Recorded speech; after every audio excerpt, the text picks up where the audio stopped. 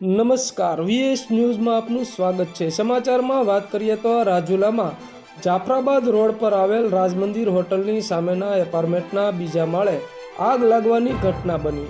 સમગ્ર વિગતની વાત કરીએ તો રાજુલાના રાજમંદિર હોટલની સામે આવેલ વિવેક વિહાર એપાર્ટમેન્ટના રેસિડેન્ટના મકાનમાં આગ લાગી। આ મકાનમાં આગ લાગતા ઘરવખરીમાં ભારે નુકસાન થવા પામ્યું।